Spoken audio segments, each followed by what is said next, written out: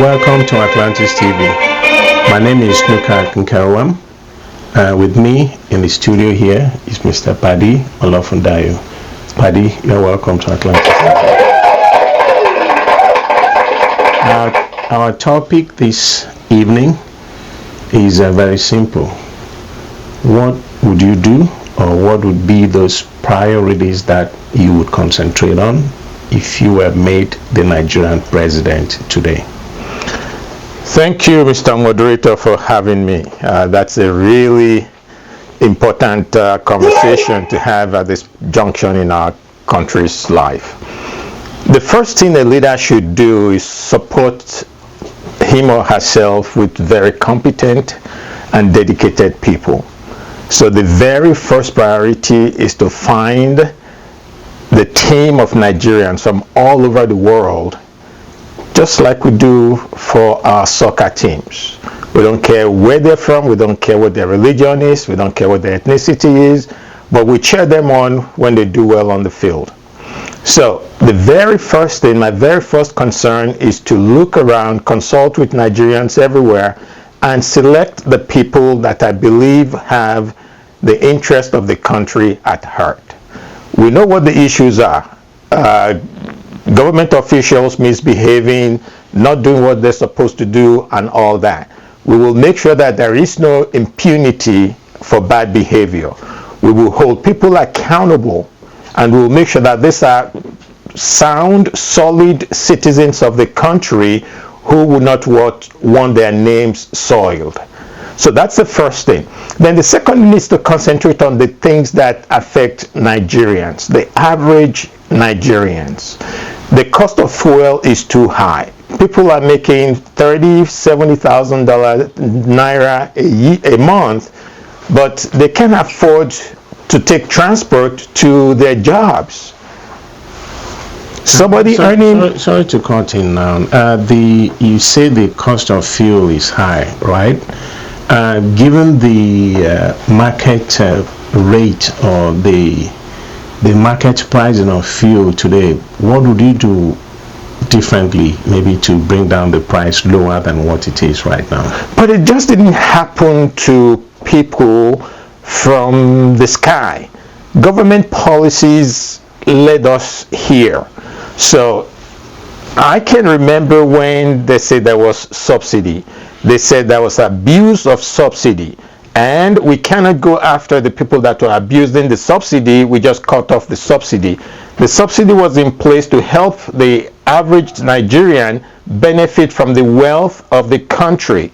So if a few people, a dozen, maybe 10, maybe 20, maybe 50 people are abusing that, then there's a different way to addressing the abuse rather than cut it off for millions of Nigerians.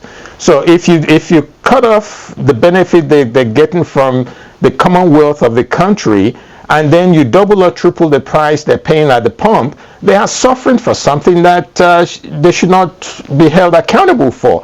So I'm saying, before we set policies, we need to figure out what's this downstream effect on the common man. So if that was not done, we need to sit back and figure out, okay, what do we now do at this point to make sure that the common man is not suffering? So everything that I will do, the common man will be the first person that comes to my mind, and all my policy will be, how does it affect that person in the market? How does it affect the person at that bus stop?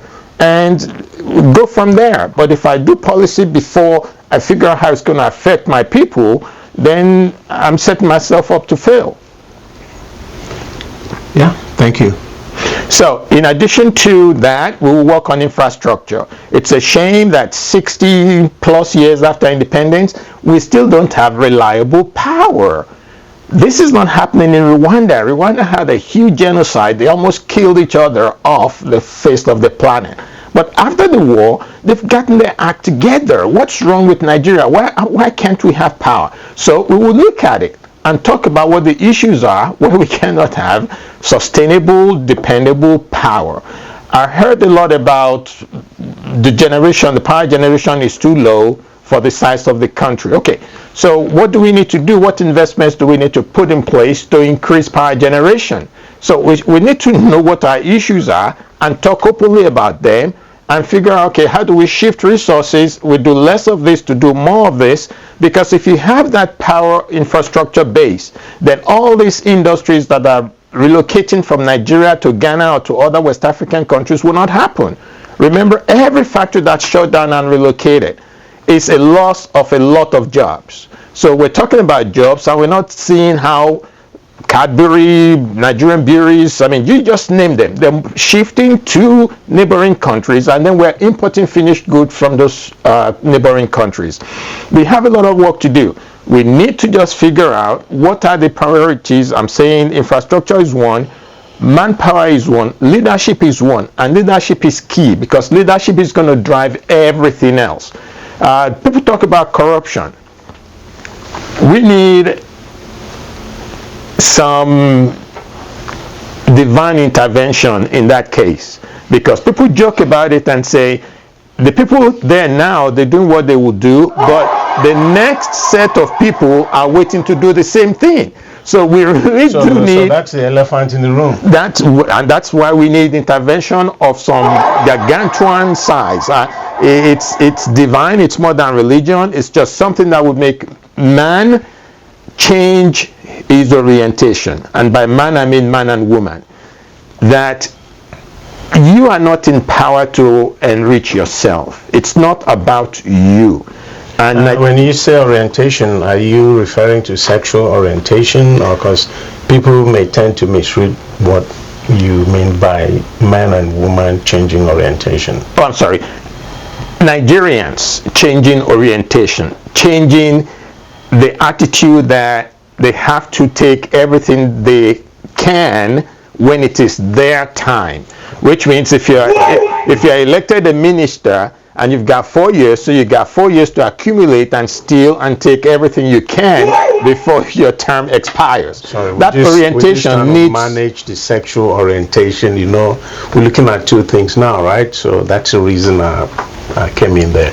Sorry about that. I just wanted to make it clear. I thought we were talking infrastructure and very serious matters. Awesome. So we have a lot of work to do. Each and every Nigerian has something to contribute, and they're just looking for a leader.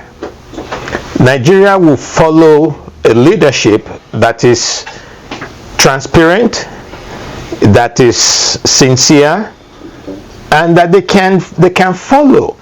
Because if you open yourself up and you are not someone that's corrupt, it's going to be difficult for the people working for you to be corrupt. And then accountability is huge.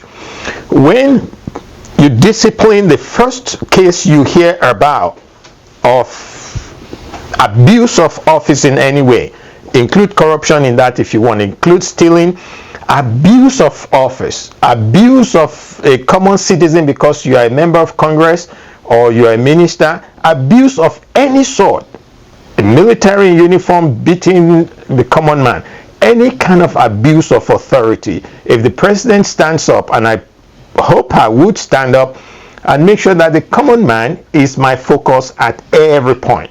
Whatever the situation is, nobody should be able to abuse another Nigerian based on power, based on what money they have, based on anything else. So that at the end of the day, the government is working for the people not working for the government. So in a nutshell, it's about accountability, about the people that you have working for the government, and it's about the focus of the government being the people that are being governed. Because at the end of the day, it's really about them. It's not about how much more money you can make, how many meals can any one man eat in one day. So taking all this money and enriching yourself, at the end of the day, money should have diminishing value after a point. It doesn't really make sense. To me, the common man is the first and the last person in the country, and everything I would do would be in furtherance of a good life for the average Nigerian. Thank you, Paddy, for your insightful contribution to this topic. The goal here is for the average Nigerian to also contribute to governance by bringing their views, and I hope eventually those in positions of responsibility can also see what Nigerians think and what the expectations are. Thank you. Thank you.